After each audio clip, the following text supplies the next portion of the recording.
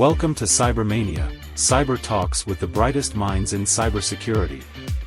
Discussing risks, AI, emerging threats, workforce challenges, and more. Brought to you by Cyber Range Solutions. With your host, May Brooks. Hello and welcome back to Cybermania. And today we have a special guest, Chip Harris. How are you, Chip? I'm doing fine. How are you doing today? I'm doing pretty good, thank you. So before we dive in and get started, I always like to start off these conversations with a little bit of background. So can you tell us a little bit about yourself, your background, how you got into this crazy business called cybersecurity? Well, I started off I've been doing this 28 years. I started back as a bench technician at Comp USA, which was a computer store that did break fix of computers that, in retail. So that's the basis of how I got started originally, was people would bring in computers and I would remove viruses and fix their computers and upgrade their computers and so forth, and I started off with basic certifications. And did that through college for 4 years. And then, after I graduated college, I graduated in 2000 and spent a year, looking for, after the IT bubble had exploded, we had the dot-com fallout, could not find an IT job. And I said, I wanted to go something beyond retail. I wanted to do something in a more corporate atmosphere, something possibly in the government and the military. And, I pursued my background checks, which I got done, and got my contracting license for the federal government, which means that, you've gone through the vetting process, and you can then, bid on as an individual working on independent contracts for the federal government. And then September the 11th happened. And when that happened, there was a huge call for companies looking for overseas contractors that had IT experience. And I found a couple of those companies through a recruiting agency, and they hired me, because I was still relatively young at that point. I was a whopping, almost 20 years old. And they, trained me as an armed military contractor. So I went through about 4 months of training, and then after that, went to Afghanistan and was working with the 501st Air Cav out of Fort Campbell, Kentucky, as a contractor that was, associated with them. So I worked with Special Forces for the better part of about 18 years. So, and I worked also with the U.S. Diplomatic Corps, and I've worked for a lot of three-letter agencies. Amazing. So first, thank you for your service. Being from this region of the world, we really do appreciate it. Yeah. And during that time span, I've been shot twice, stabbed 3 times, and hit with a rocket propelled grenade. And after I got out, off medical leave and got back into it, I said, you know what? I really need to get, from the international world back to the United States. And they had a contract that was in the Americas, and it was working with the DEA and the Justice Department. And I applied for it and got the position and spent about 2 years, almost 2.5 years, investigating the drug cartels, in how they do their logistics operation. Because I've worked in IT and OT. So I'm in both sides of the world. I deal with IT stuff, for people that, deal with computers and servers and cloud. That's IT. I also deal with OT, which is operational technology, which is, electricity, water treatment facilities, nuclear power, and electrical generation, as well, and also warehouses, trains, planes, automobiles, and rail. So I play on both sides of those fence because I've dealt in both of those worlds.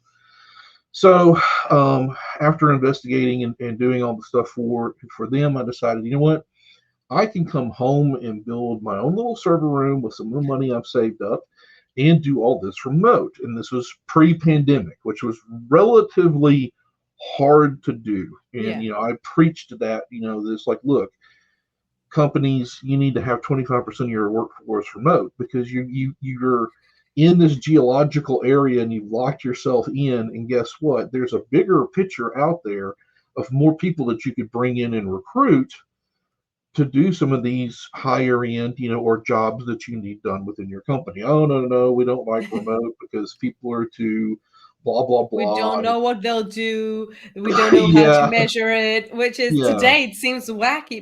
But there are still companies that still want to see everyone in the office all the time. And for me, it was always a waste of time coming to the office. I mean, you just waste your time in the right. coffee. Like, yeah. And in the United States, everything's geologically out or up. Yeah. So you're either at that location or you have to drive to get to that location. Yeah.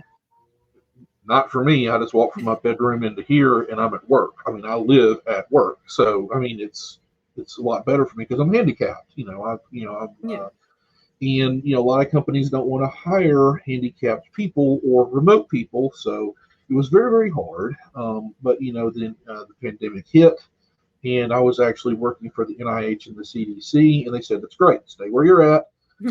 We're all adults here, as long as you have Teams, and Office 365 and internet connection, you can do your job. And I've been saying that for years.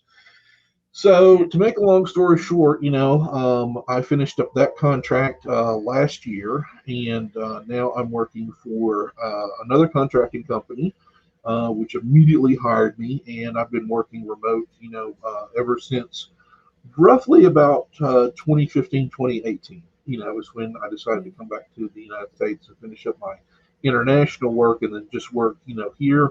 And I specialized a lot of what I was doing for the two things that I saw that needed to have the biggest need for cybersecurity. One being healthcare, two being the United States federal government, because they need as much help as they possibly could.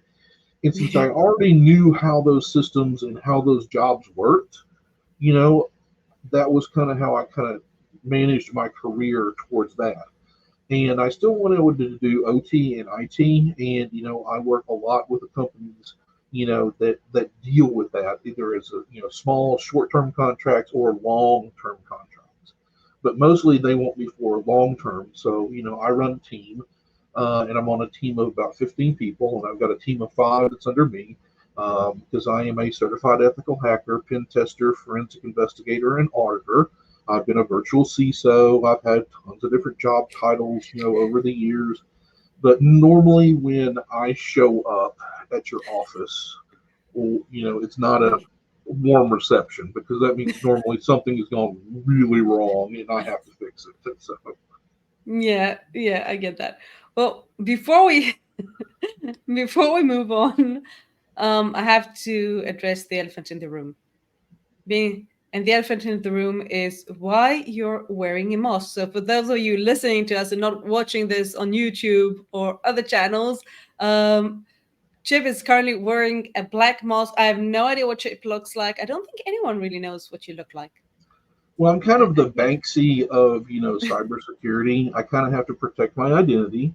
For the reason being is I was doxxed a couple years back and by a state nation. And they came after me, my wife, my kid. They came after my parents, my credit score, everything. I mean, if you get doxxed by a foreign nation, they come after everything and anything that's connected to you to get compromised. And compromise is compromising data to where they would be able to use that against you for espionage reasons, or counterintelligence reasons, and if you've worked in this industry long enough, if they find pictures of you, doing cocaine with a stripper, guess what? You're going to be, congratulations, they're going to find that on the internet if there's a picture of it somewhere floating around out there. And they're going to use that to blackmail you to do something illegal. So luckily for me, there's no compromise really that they had on me at all, but they did come after me, and then they tried to legally have me deported to their country to face charges, which my lawyer was like, no way, no how are we going to have you extradited to a communist country to face charges, which we know you didn't do. So I was like, okay, that's fine. But, I had to change all of my social media profiles. I had to change my name. I had to change everything. That was social security numbers. And I had to relocate. So I had to move, physically move. And I was put under the FISA court, for a lot of the stuff that I actually do. I was protected by the DOJ as well as the IRS. So I have to do my taxes quarterly, to make sure I'm not doing anything wrong or illegal. And they basically hid me, as an asset to protect me from foreign nations and foreign powers for them to steal any kind of information and data they could about me. So the reason why I have to wear a mask is because a lot of these countries have really good facial recognition software.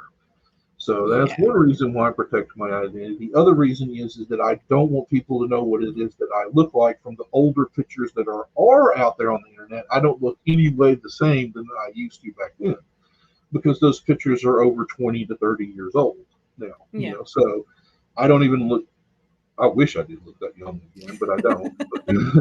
Maybe you And do. We'll never know. that's right. But I go to very great lengths to protect my identity, my social identity, my internet profile, or my internet life, So, like I tell people, are you on Twitter? Nope. Are you, or X, whatever they call it now, whatever Elon Musk is calling it. I am on Facebook and LinkedIn. That's it. That's all they allow me to have. And I don't do any of the Twittering or the Instagrams or any of that kind of stuff, because that'll get you in trouble. I mean, that'll get you in trouble, and that's traceable. So, and I'm very hidden behind, 6 proxies and 2 firewalls. So in a rolling IP address. So I tell people, it's like I go to very stringent, great lengths to protect my family, first off, and my life that I have, and to protect myself away from the people that I know that are out there to do me harm.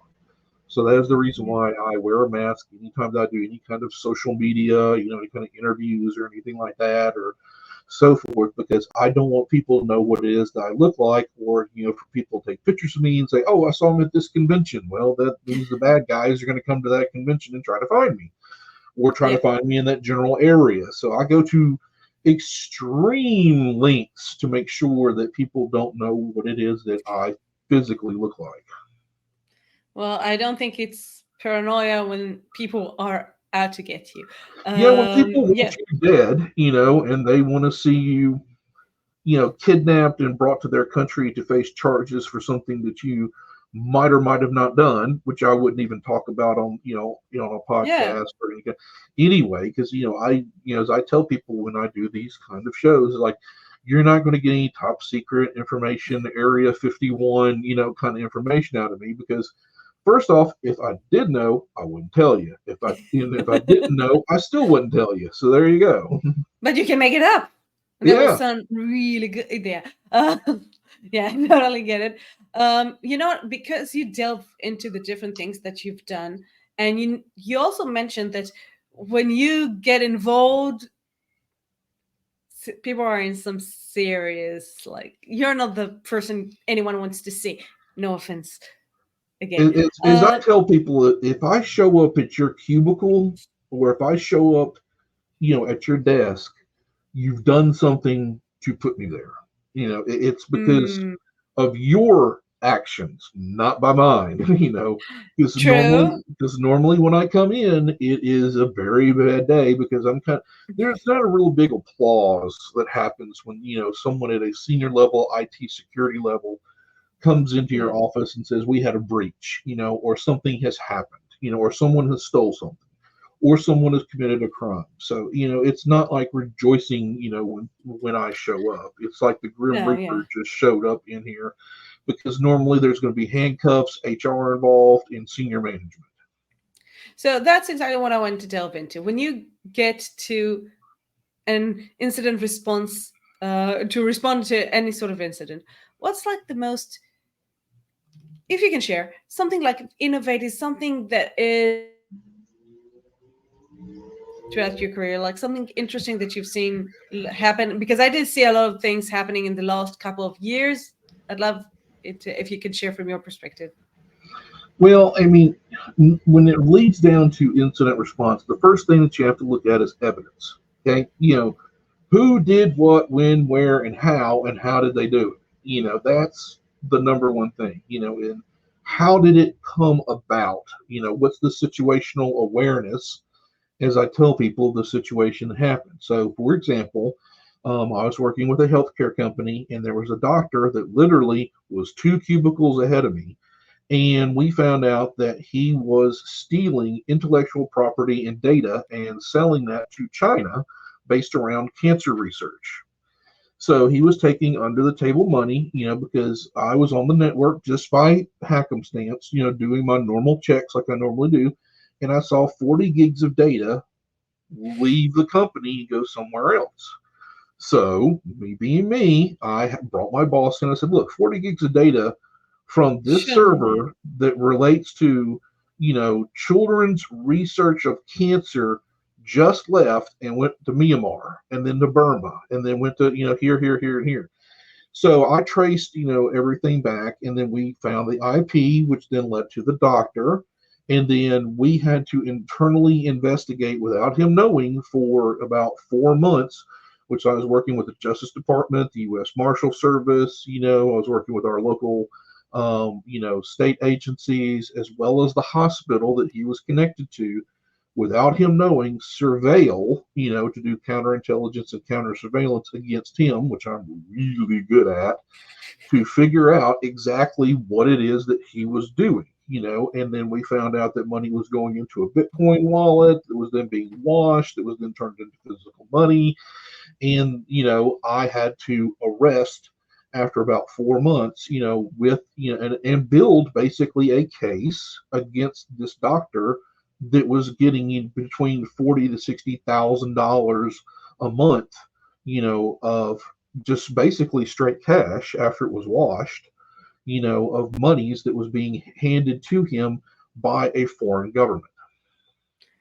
Is that something that you see a lot? That a lot of, at the end of the day, we always say in cybersecurity that people are your biggest risk, and the human factor is like your weakest link, no matter what. Whether it's inside a thread, whether it's someone that accidentally clicked a button.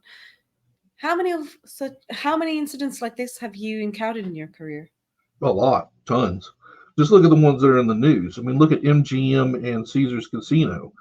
They just Yeah. lost $30 million because someone socially engineered their help desk, saying that they were a senior level. This person that they found on LinkedIn reset my password and gave the hackers the complete access to a admin account of one of their administrators without even checking with anyone, and basically had their casinos shut down and their money stolen. And that's incredible. So, you know what? I want to touch on that. I know that you're mentoring and teaching and basically wrote the textbook, younger people coming into this industry. And one Right. of the things that I've encountered throughout my career, and especially in the last few positions that I had, for example, SOC analysts. And we had an incident a little like the one that you've just mentioned, stuff going out to a foreign country. And I saw something that, to be honest, the only reason I found that incident was because of a trap that I set up, because when people left their organization, I had alerts going straight to me, not just to Mm-hmm. the SOC. So I reviewed it again, but not my SOC analyst, not the tier one, not the tier two, not my SOC manager. No one thought it was weird that a person who just resigned took about 4,000 files with her. But that's illegal. Of course, it's well, it doesn't help me if it's illegal if she's already out of the country. I Right. mean, it does, Yeah. but legal agencies can only do so much. Mm-hmm. And one of the things that I always felt, and even more so in the last few years, that the younger people coming into to this industry don't understand context, don't really understand why are they monitoring this activity. Mm-hmm. Why, if something happens once, it's one thing, but if it happens 7 times, it's completely different, even though it's the same incident. And I think the most classic indication is once you see a suspicious link and you check it online and you run it and it seems to be legit. It's one thing if you got it once. If you got it 120 times and you have 300 employees, maybe it's something that Virusol doesn't know yet. So I want your perspective, your insights, working with younger people. How do you get them to that sort of understanding of why we're monitoring what we're monitoring? Well, as like on my team of the people that I have, and they're really good people, they're really smart people that I work with at the SOC. I tell them all, we get paid to be paranoid. That's right. Our paychecks are based around our paranoia. And if you see incidents like that, I mean, first off, it's a teachable moment, as I tell people, because first off, if you're seeing anomalous behavior, especially at the edge, or at the firewall level, there's something that is amiss. There is something wrong here, and that means that you really need to dig into, oh, yeah, he might have fat fingered it 2 or 3 times, but not 120 times, for the example that you're giving. So that means either it's they've got credentials on this person, it's a DDoS attack, so let's they're trying to get past the DMZ for a reason. Who is this person? What did they do? What is their role? What is their access? Either internal or external. Could there be malware, or could that person be completely compromised and we need to reset their username and password? And as I tell people, it starts with the basic level stuff, especially with all companies. How clean is your Active Directory? Oh, that's a nightmare. Yeah. How many file shares do you have open? We don't know. I mean, that's where the nightmare fuel begins, is because the cleaner your system is, the more standardized it is, the more simpler it is, the less that's there to break, the easier it is to fix. So in the IT world, we overcomplicate things with tons of stuff, right? But that's some of the basic level things that I see that we started. We started ground zero, and then we work our way up all the way through the processes of how this person logs in, what they connect to, what data they're trying to get to, or what this thing is trying to do. So, it is always one of those things. They don't teach you this in school. They don't teach you this in books. This is putting your hands on the keyboard and having to really kind of get into it, and then really put on your thinking caps, people, and think what I call, and this is a friend of mine, Jeremy Swanson, termed this. It's what's called abstract forward thinking. So in other words, we think in this little bitty square box. We look at a panoramic photo. That's what we do. That's what we do in security. You're looking at the long game. Yeah. You're looking at the bigger picture, while these people are looking at a little snippet, right? So you've got to think broadly and then take it down to a minute level. So you're reversing the whole thing. You always hear these people talk about, well, we need to look at the big picture. Okay, no. What we need to do is look at the big picture and then shrink it down to the most macro level to figure out exactly what's going on. So we have to reverse that kind of logic and thinking. And the other thinking is they don't teach you this in school and books, is I get paid to think like a bad guy, a really, really bad guy. The stuff that I come up with and create is pure nightmare fuel. I mean, it really is. It's scary stuff. Because in the IT world, as I tell people that I deal with, it's data. You're dealing with data. You're dealing with intellectual property. You're dealing with numbers and money. When I deal with OT stuff, I'm dealing with human factors, people's lives. Like if I blow this up, people die. That's as simple as that. There is a collateral damage that goes with those things. So I have to think of it, especially in the role that I do now. I think, I have to think in both of those parallels. First off, that I'm protecting the user information and the data and the intellectual property of the company. And I'm also thinking about, if this person gets compromised, do they have access to, water treatment facilities, the building automation, to, physical stuff, that could go horribly wrong as well. So it is something that, I tell students, is like, you got to get your hands in it, and you're going to fail a lot. But if you're not failing, you're not learning, because it's like, well, that didn't work. Okay, well, let's try this. Well, if that didn't work, we got to try this. So, I mean, it's literally a teeter-totter back and forth of having to learn and experiment and do these things. And sometimes time, which is our number one factor, is always against you. no matter what. I mean, Yes. time is always against you because, I have a team of about 5 to 15 people. I have 5 that are under me. I'm a group of total of 15 people. You have some, nation actors and, even that have apartment complexes full of people working 3, shifts. I mean, 8-hour shifts, 3 8-hour shifts, just to hack into one system. That's what they And they do. have all the Oh, time in the world. By the time you find them out, they've already been there for like 6 months. right, So you're already behind.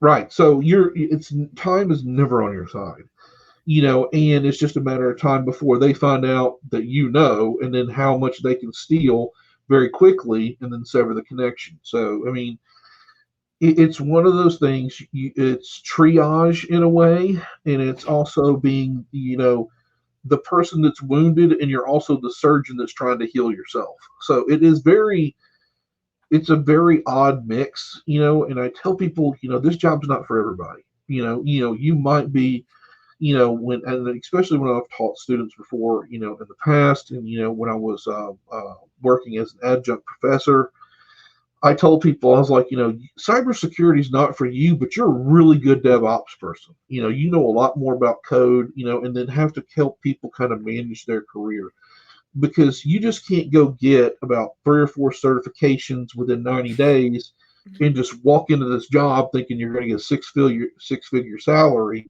because you coming out of college, you're pitted up against somebody like me, and I guarantee you, I'm going to win. It's just, I mean, Uh, you're just not going to be able to do it. It's like if I was just graduating college and I was trying to apply for a job, with you, to be at your level. I don't have that experience. That's the key thing. Is this takes time. Cybersecurity takes time to learn and to embrace, because this becomes your life. I mean, my family understands that. My spouse accepts that, I have to get up, very early in the morning, and I have to stay very late at night, to do some of these things, especially at odd hours. So, because bad guys don't take a day off, even on yeah. holidays, they're up and running. I mean, they do what they do best, and which is when you're asleep, they're doing bad things, or you're off on the weekend and they're doing bad things, or it's a holiday, they're doing bad things. So it's one of those, this is a 24/7, 365 a day job. I mean, this is something, it becomes part of your lifestyle, it becomes part of your being, and you have to really embrace that, because you might have to stay 4 extra hours after you're off the clock to figure out some malware that's affecting your system. I mean, that's just how these things work, and you have to be able to make that sacrifice. If you're not willing to, and you're saying, well, I'm getting this job just for the money, then you need to go do something way Oh, else. yeah. You just need to, if you're not here for the team and the knowledge and the fun and the things that you can do and things that you can learn and the places that you can see your career go over a span of time, if you're looking for an immediate, 6-figure job, go do something else, because this is not for you. This will I burn you out, and we've had plenty of people, that have come into this field within 3 to 5 years, they're burned out. They want to go work in carpentry, or go do something completely different. I mean, and because they didn't understand on the front end, this is the sacrifices that you're going to have to make. You're going to have to get certifications. You're going to have to spend extra time after work. You're going to have to work long hours. But the payoff's great. I mean, it really is, especially if you love what you do, like I do, and you really embrace it.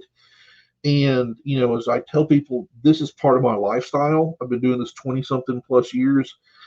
I don't know anything any different. I wouldn't want to go work in a cubicle, or a corporate, environment ever again. I yell, scream, cuss, throw things, use obscene gestures. I mean, I am an HR nightmare. I'm like, you don't want me anywhere near your people. Trust me. And it's not that I don't work yeah. alone. I mean, I work on a team and I lead a team, but I don't embrace a lot of the political, social norms that you people normally embrace in the real world. I don't have those graces, as I tell people. My wife will tell you. My husband's not a very nice person. Trust me. Just he'll be over there. If you want to go, if he wants to talk to you, he'll come to you. You don't go to him. Because that's just how I am. I mean, it's not that I'm Yeah. antisocial. It's just that, look, I mean, my job is here to do something because I know what's on the line. And most people don't understand the urgency, and it's an impediment on me. As I tell people, it's not that I'm a scary person. I'm a scared person for what it is I know that I can do and what can happen. Now, if I can do it, that means that they can do it. And if they can do it, that's really bad. Yeah. I couldn't agree with you more. I mean, so many people approach me and tell me, because I've been teaching for a very long time, people tell me, I want to work in cybersecurity. Why? Because I heard you can make a lot of money on it. Well, yeah, Yeah, in if you time. like it, if you like it, if you love it, if you're willing for this to do the sacrifice. And it's not just, and for those listening to us, it's not just people like Chip that pay the price and work long hours and suddenly someone calls them and they have to go now. It's for a lot of people in cybersecurity, that's the reality. And for me in cybersecurity, and I'm not doing anything as exciting as you are, I'm doing other things that excite me. But still, if I don't take the time every single day, 365 days a year, to learn something new, to go on the different forums, dark or not that dark, depends, read, research, find out new things, learn new things. If I don't do that on a day-to-day basis, and I do mean 365 days a year, I don't take time off every single day. Sometimes it will be 5 minutes just to catch up on my reading, but you still have to do it. And you can't do it for a long, in my eyes, you can't do it for a long period of time if you don't actually love it. Right, and if you got a family, I mean, it's Yeah. it's very hard, And in IT security, we have horrible diets. We drink volumes of coffee and eat chocolate. We don't work out. We have horrible exercise. That we have heart disease. We have the highest level of divorce. We have the highest level of suicide rate. I mean, I'm waiting for the United States, the NIH or the CDC or somebody to do a healthcare study of just IT people because Oh no, I don't want to read that study. I really yeah, I don't. mean it'll be eye-opening because we suffer from a lot of horrible social norms that people don't know about until they get into this. Like, I mean, this is a strain on your marriage. You've got to have your family in on this 110%. You've got to be Yeah. able to sometimes just turn it off. I mean, and that's really hard for me to do, and go exercise. You need to have, some kind of relationship that is beyond just work, a social activity, a hobby, something that can get your mind out of this. Because, I mean, the stuff that we deal with, especially in my field, is pure nightmare fuel. I mean, the people I deal with, their resume looks like a demon's resume. I mean, they are not very moral people at all, Yes. and there's no sympathy, there's no empathy, in this, and there's a lot of bad people out there doing a lot of really bad stuff, and they want to see harm done and ill will, and this upcoming year in the United States, we've got an election that's coming up. So we are looking at definitely foreign interference for our election process. We've already seen that in the Oh past. yeah. We're putting it in the future. We have serious economic things that are happening here in the United States, infrastructure projects that are going through. We've got major things that are happening in the United States that, right now, that we're I think dealing that's with that are, worldwide. I don't think it's only the United yeah, States. From what yeah. I see in my region, I see a lot of things that, to be honest, it looks like sometimes I look at things and I'm saying, wow, is this for real, or is this like a Hollywood script? No, I'm not reading a Hollywood script, unfortunately. No, it's the news. This is Yes. that's the reality. That's the Yeah. reality. And I think that And today, I think it takes time for us as an industry as well to accumulate to those changes, to the fact that OT is not just OT, OT is also IT, IT is also OT, OT is also in the cloud, cloud is also IT. Wait a minute, what? How am I going to secure that? yeah, it's And very yeah, it's very tricky, as I tell people, because you don't want your IT and your OT to touch. But guess what? Here in the United States, you're still audited on both of them. Yes. You don't want those networks to interconnect ever, ever, ever. If anybody can hear my voice, please, you do not want your IT networks and your OT networks to touch. You want them completely separate. You don't want your payroll and your building automation system tied into each other. That is a very bad deal. That's a bad day. And especially when I work with hospitals, and life-giving care, you want that completely separate, from your IT network. You don't want your guest network to be able to touch your public network ever, in Yeah. healthcare. Same thing, you don't want your IT network and your life-giving care, OT systems to touch each other. So I But mean, it's a balancing act, and a lot of those things that you hear about and you see about, they're not just in the United States; they're globally, wide. yeah. Some of these issues that we see, they're very transcendent and go across multiple different platforms, multiple different nations. This is not. We are all, and especially in the United States, we live in the biggest glass house. That's the problem. We have connected Yeah. all this stuff to the internet. Well, there's Yeah. some systems that you don't want connected to the internet. Let me, Absolutely. there's some things you don't want touching the internet. You want them as standalone systems. Oh, well, Yeah. that we're not be able to do patching, or we won't be able to do this. Well, are you working with your vendor on that? Are you working with, and this is where the relationships that you have to build in your business continuity, and like when was the last time you enacted your DR plan? Did you test it? Yes. We've never done that. Well, you should, And now, in the United States, a lot of us are being audited, based on standards that we have to follow to make sure that our IT and our OT networks are separate, that they have DR testing done, that we have failover processes.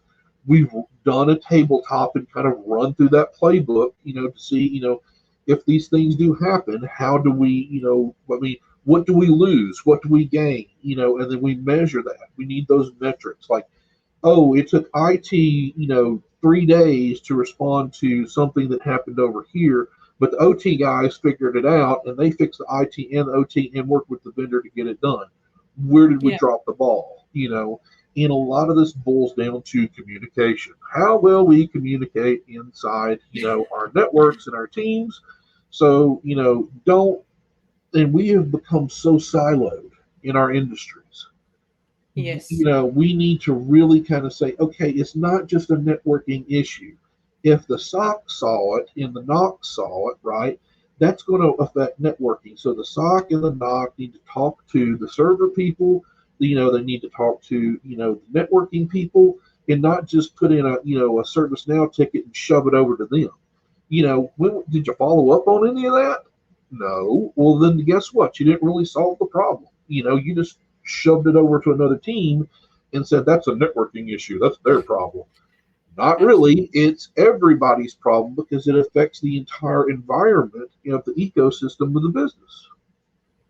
Yeah, I completely agree. At the end of the day, it's all about people and communication and creating those relationships. And I think it's in the tech area, it's one thing, but it's also the communication between the tech slash cybersecurity team and the rest of the organization.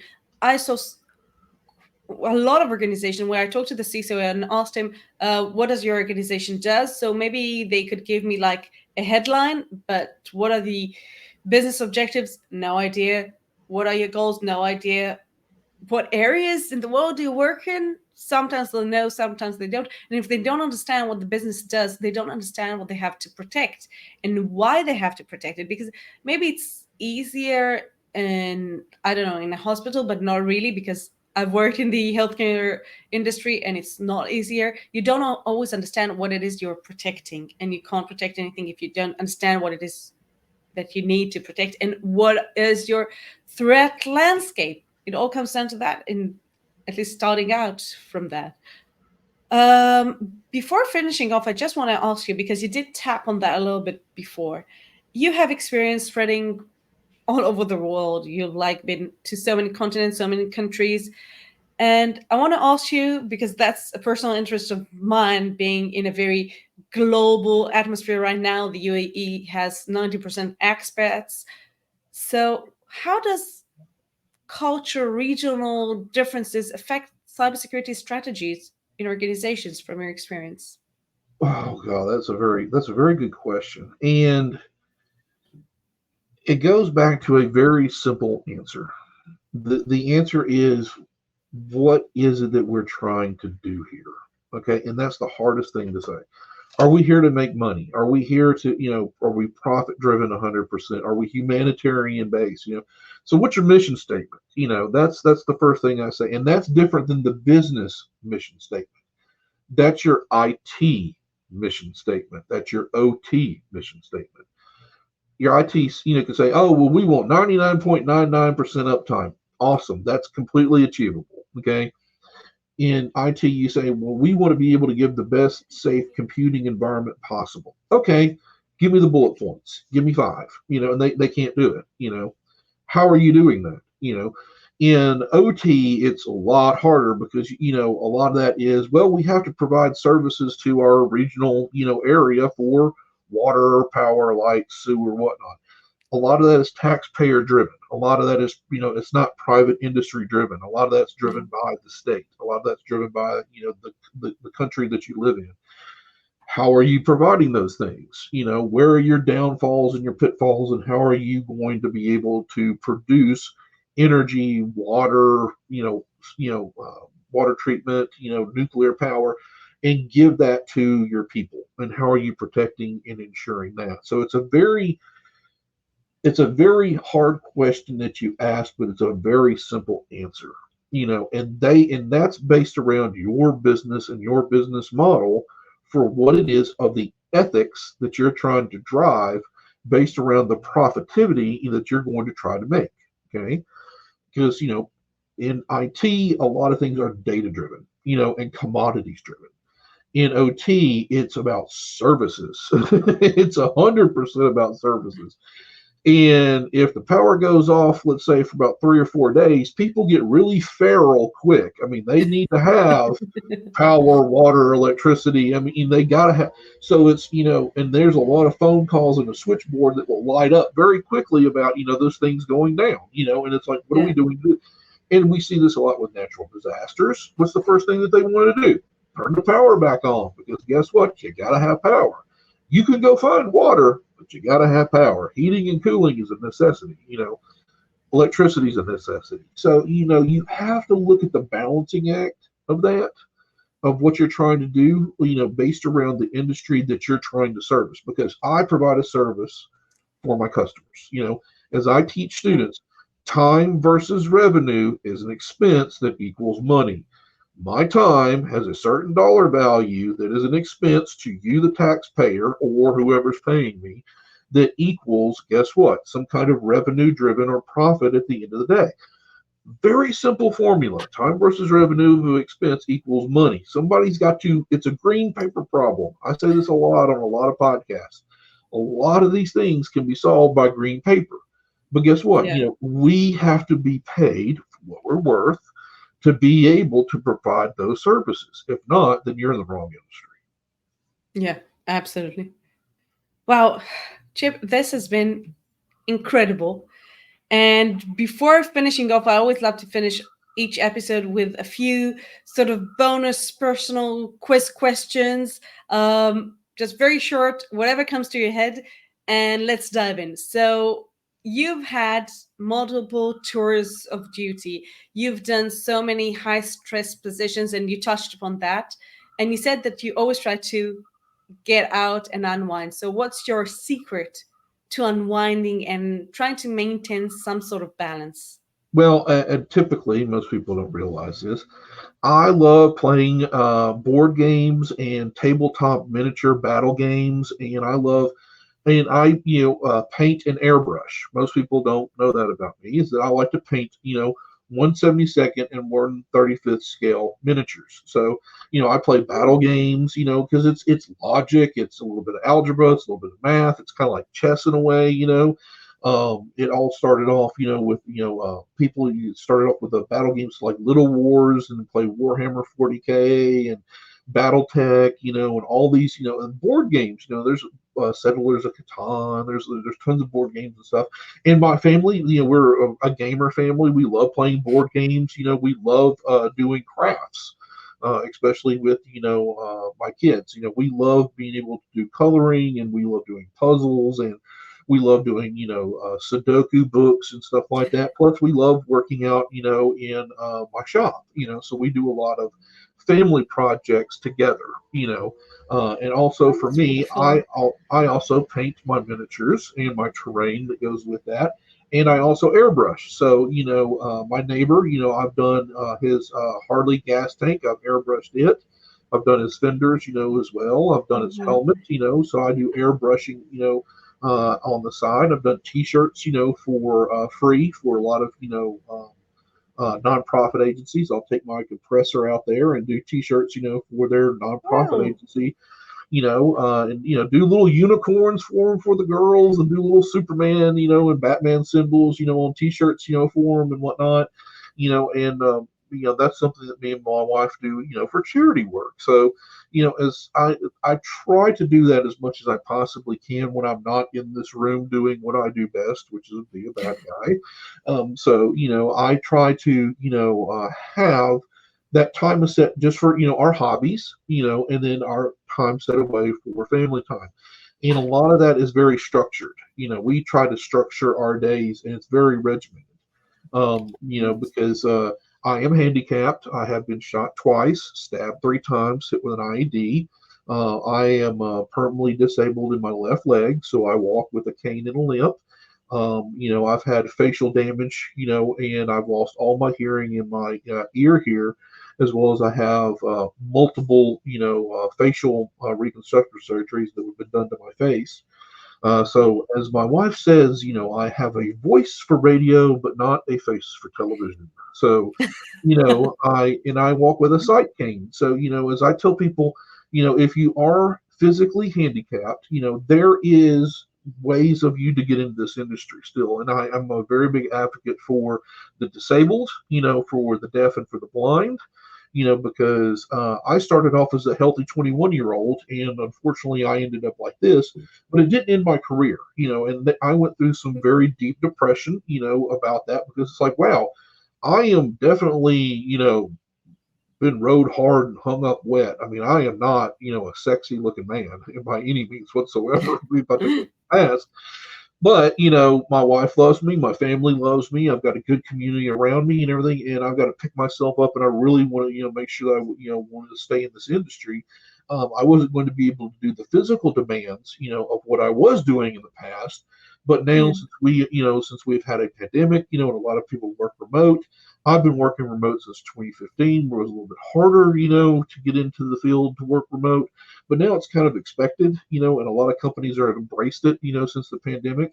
It's been easier, for me to find little side contracts and stuff to actually do, because guess what? I'm 100% remote. I don't have to relocate anywhere. I can be, as long as I have internet connection, I can do this. And I've told this to people in wheelchairs, people that that want to get into this, that might be disabled, or have disabilities. It's like, there are jobs that are out there for you. It might not be in cybersecurity, but guess what? It's now a lot easier for people that have been disadvantaged to be able to get an advantage to get into these fields.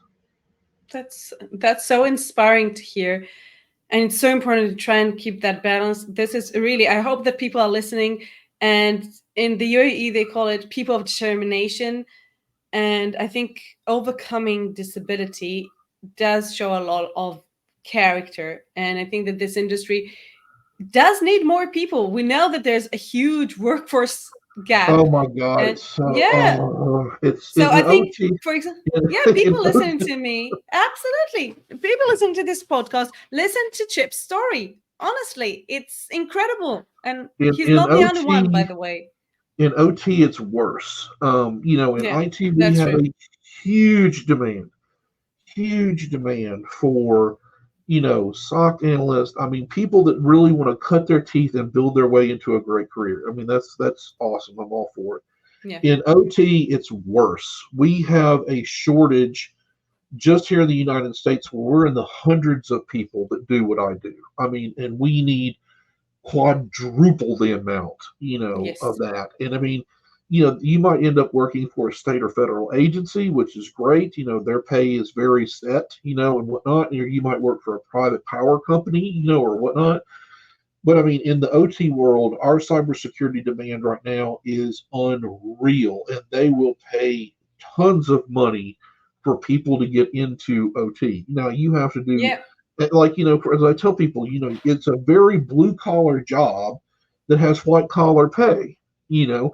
So, you might start off as an electrician's assistant that, and you might be doing punch downs, as for low-cable, wiring and whatnot. But guess what? They need security people as well. I mean, you've got tons of positions that are out there in OT to where you will start your journeyman and then your apprenticeship, and then you will build your Yes. way into the hierarchy of that position to where, eventually you're going to touch cybersecurity at some point in that job, and there's a lot of Yeah. companies that will apprentice you. It's like, you go to college, Siemens, Morton Thiokol. I mean, you got all these companies that are out there that offer these scholarships and benefits. It's like, hey, we'll help you with your tuition pay and we'll start you on your journeyman program.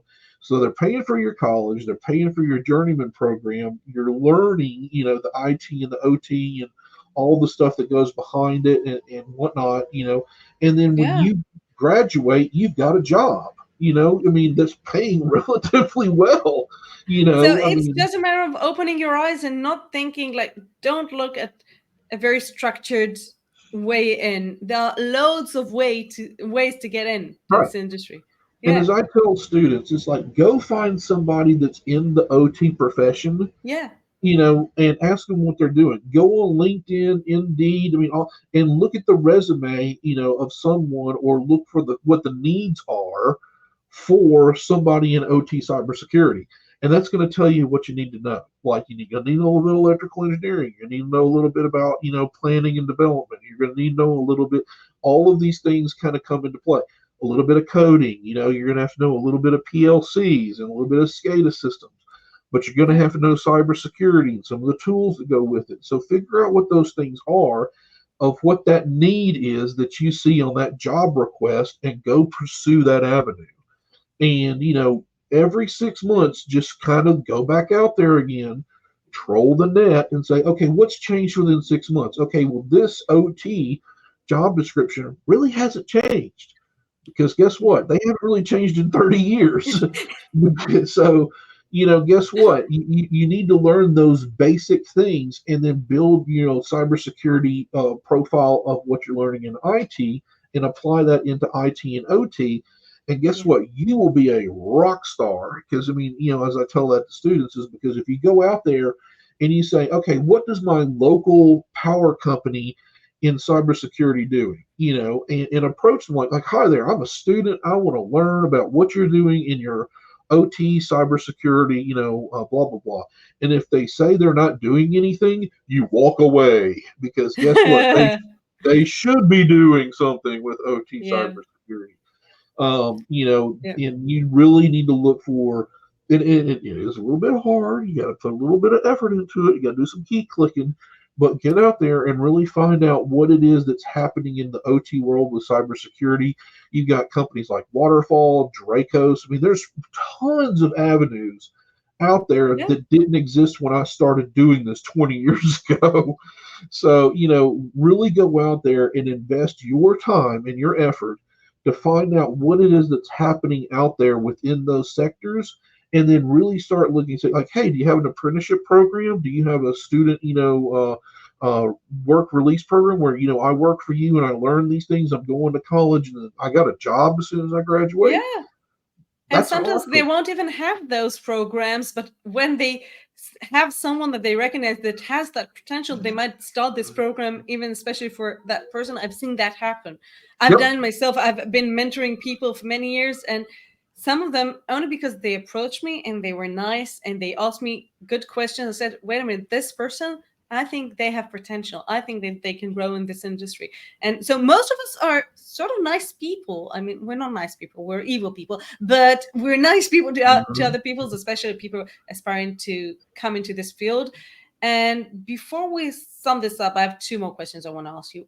Sure. One, being a father, how does it impact your perspective of cybersecurity, on privacy, on especially when you look at the digital future that our children are growing up in? I mean, everything is very different from when we were growing up. It's very scary. When I worked child exploitation cases, I still in my job today, I still deal with child pornography and human trafficking and so forth.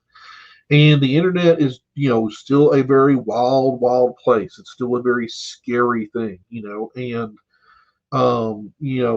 I have trained and I've taken upon myself to train my child since a very young age that what's on that computer screen sometimes is not reality, and you've got to understand the pitfalls of, that there are people out there trying to exploit you. It's not, it's a tool. That's what the internet is. It's how it's always been. It's how it always will be. It's just a tool for information.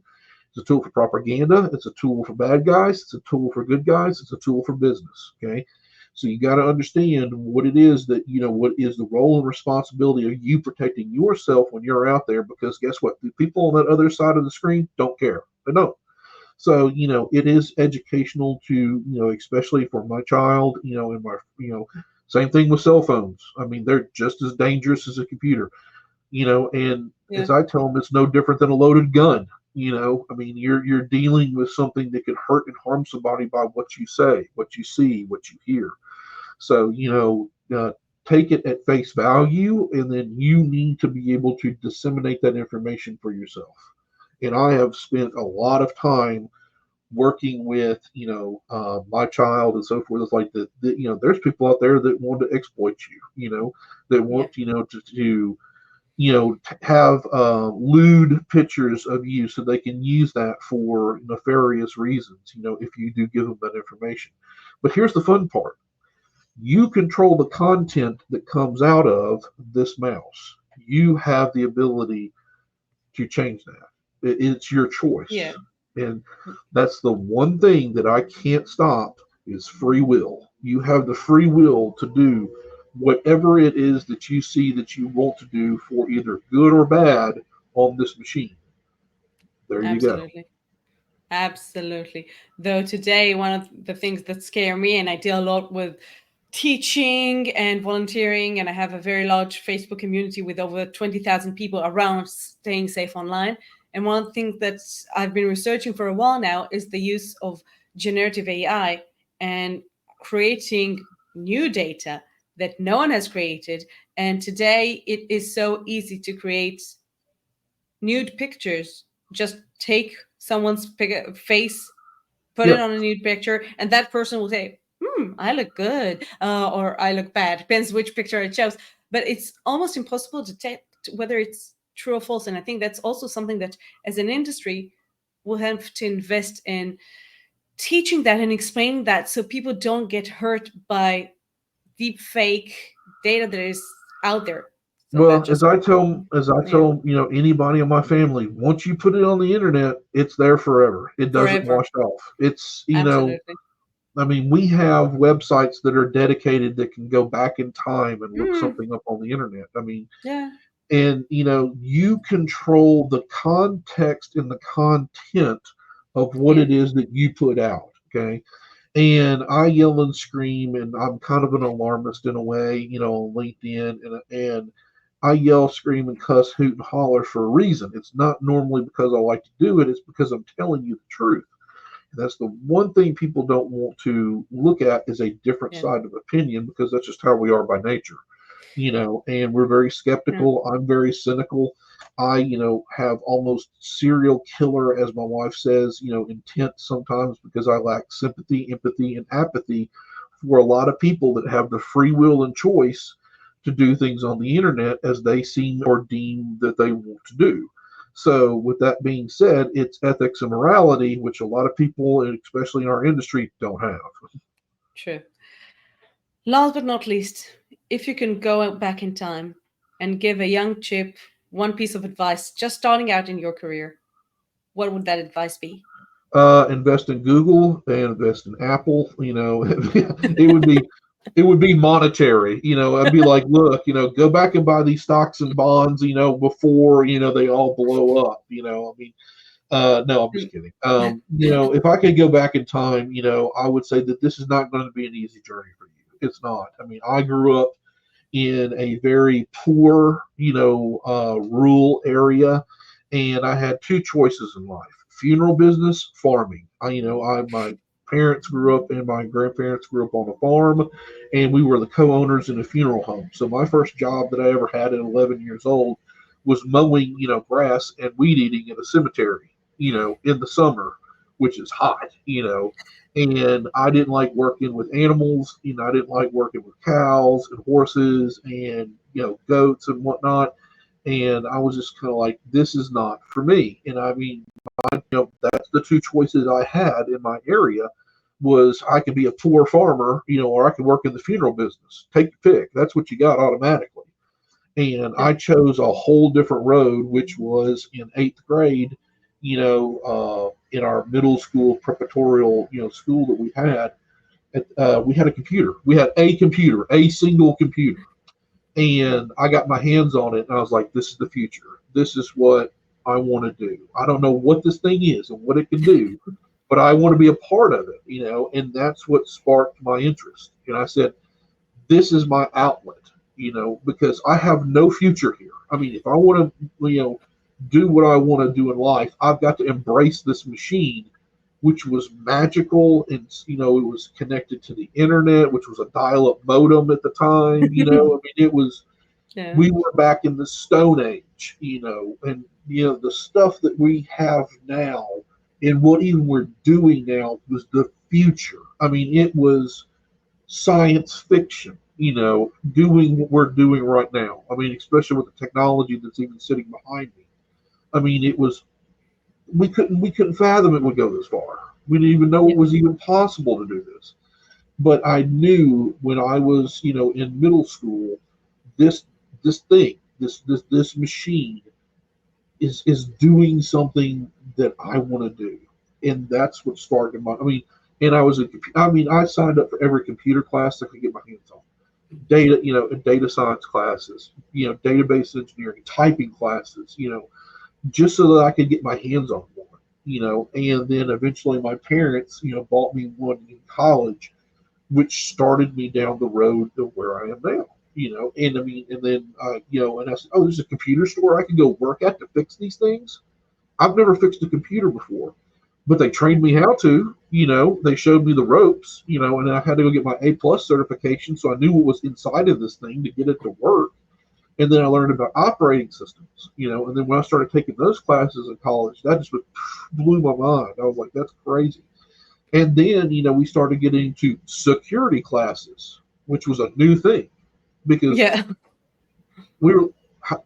you mean to tell me that people are doing bad stuff with these things? Yeah, they're doing fraud. I mean, and that really opened up my mind to law enforcement, and then, opened up to learning about what it is that we can do, like for cyber crimes and forensics, and I said, that's the road I want to go. And I kept pursuing more and more of that knowledge, and because I had that thirst and that want to understand what these things are, what they're doing, and then what's the technology and the stuff that's behind it. And that was what really drew me into wanting to get into what I do now. Beautiful.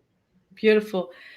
Chip, thank you so much for being here today. For me, it was fascinating. That's why I love doing this podcast, because I get to meet so many interesting people. The door to knowledge is always open. Yes. It's just if you want to walk through it or not. Yeah, but once you go down the rabbit hole, it's very hard to stop. Yes, it is. Yeah. So thank you so much for joining me, and see you guys next time on Cybermania.